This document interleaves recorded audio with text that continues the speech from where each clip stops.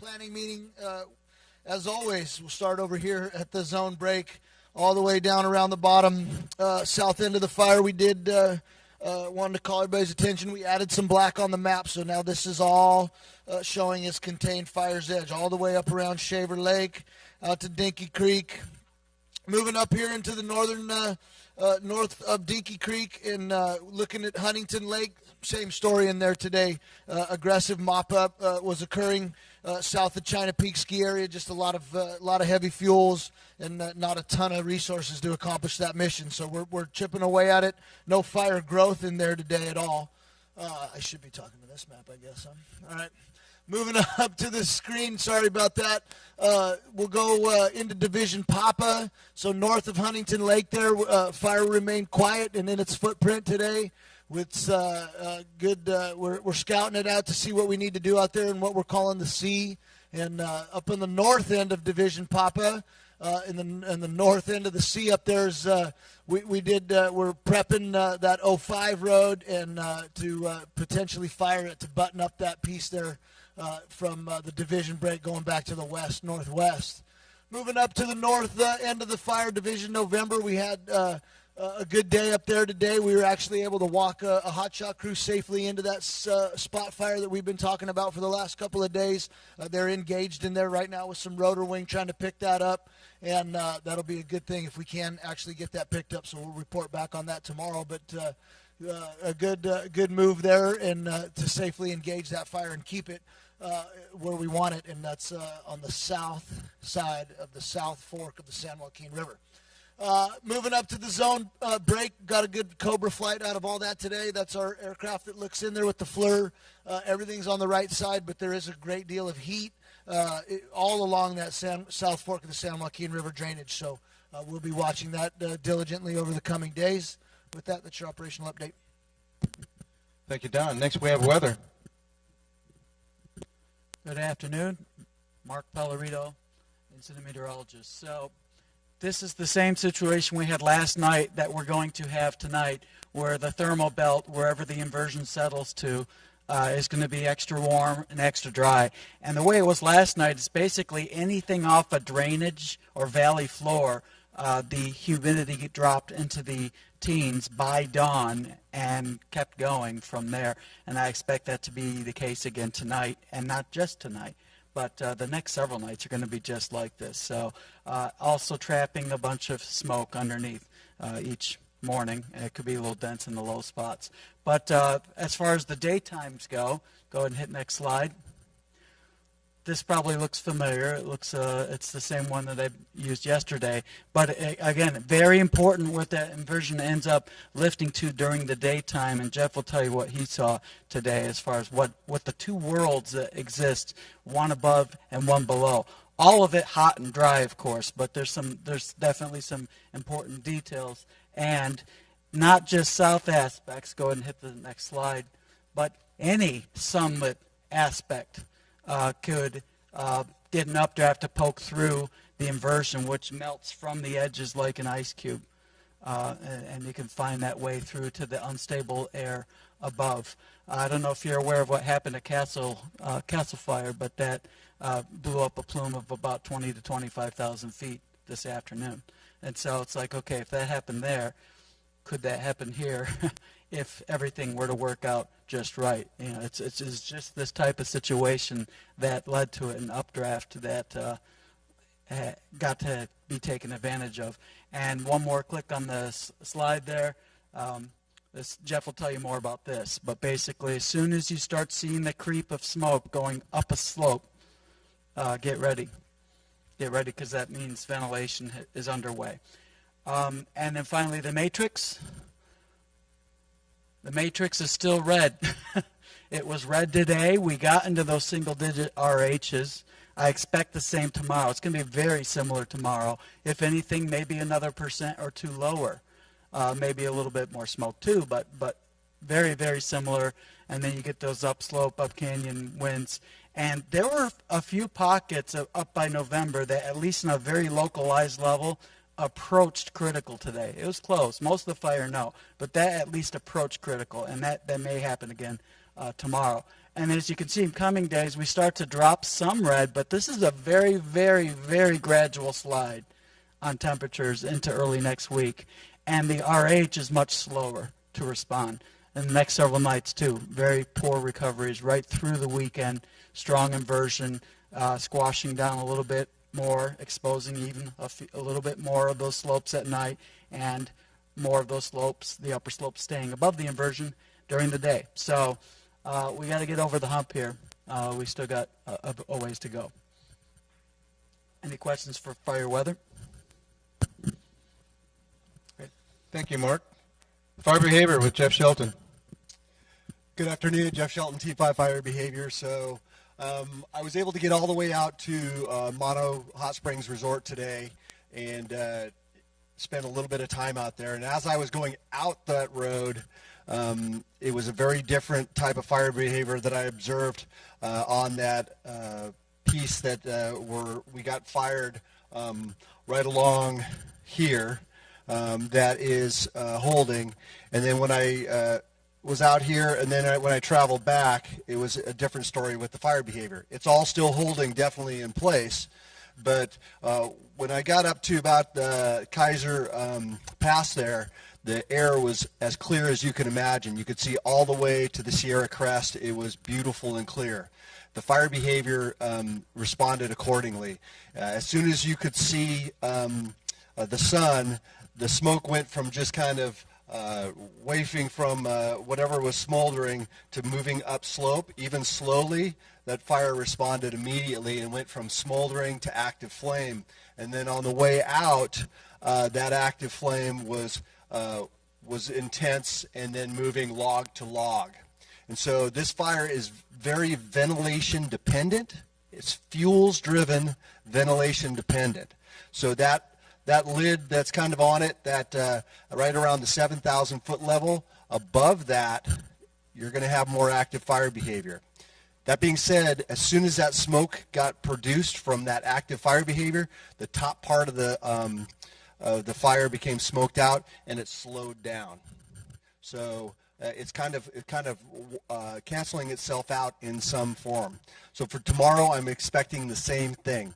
Looking from Mono Hot Springs back towards the San Joaquin drainage there, the fire was holding on the good side of the drainage, and it was moving upslope away from the drainage, filling that piece in actively.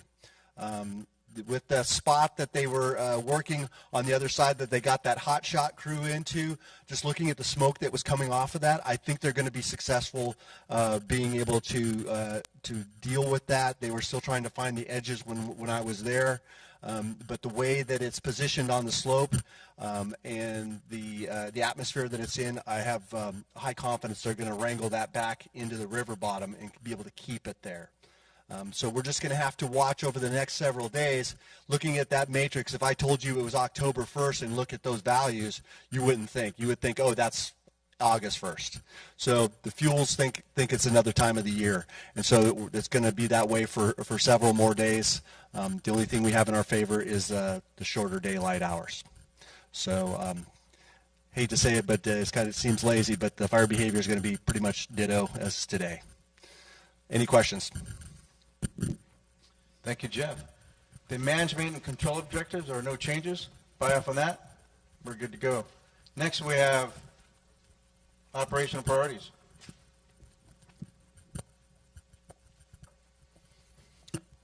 Good afternoon, John Goss, Plan Ops trainee. This is for the 24-hour plan for October 2nd and 3rd. And we'll start in branch 20, again this afternoon. Division November. Work assignments remain relatively unchanged. Still in the process of executing that firing plan from Tennessee Point to that November pop-up break. And the reason why nothing right now is forcing our hand to get that completed. We're still in the process of prepping that Stump Springs Road there. So they're being very careful as far as when to put that torch on the ground there. And they're taking advantage of those evening hours when that wind shift and start heading down slope. So as conditions allow, we will continue to execute that firing plan. Also still in the works is the structure defense plans for the values at risk out in the Kaiser Basin, the Hot Springs Resort, Vermilion Valley Resort, and the High Sierra Pack Station there. And what was added, the new change to November tomorrow is the what Don talked about, is putting the hot shot crew on the spot fires there. So good news is they were able to get some access. So that's you'll see that on the work assignments for tomorrow.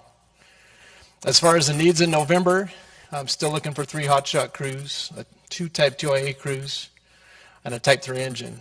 And I think one of our ICs must have got to South Ops pretty good, because I heard there's 3 hot shot crews coming.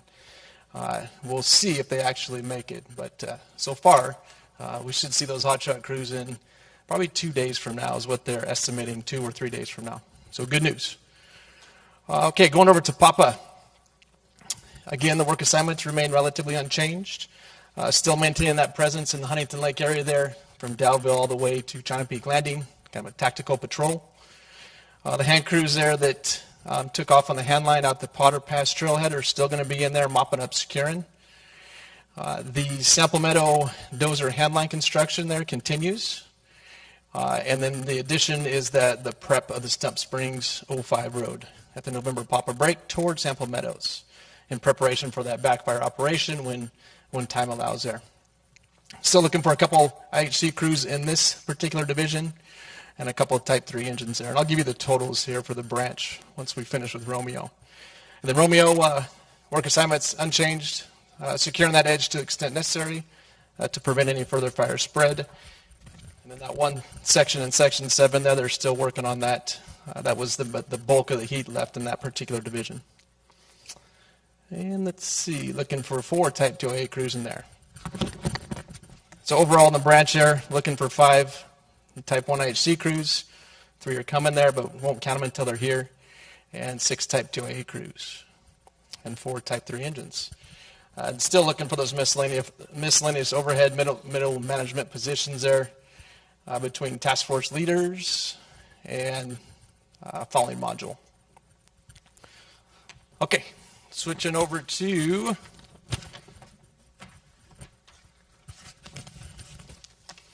real quick on the night NPR still in branch 20.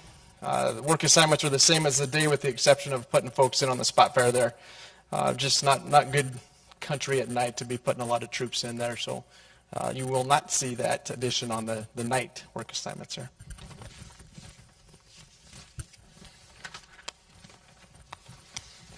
Okay, branch 25 and 29, the portion that Don was talking about, between the X-ray Zulu, Victor, Whiskey, and SU, all 3 of those divisions all have the same work assignments, looking to secure that edge to the extent necessary to prevent any further fire spread, and no needs in those 3 divisions there.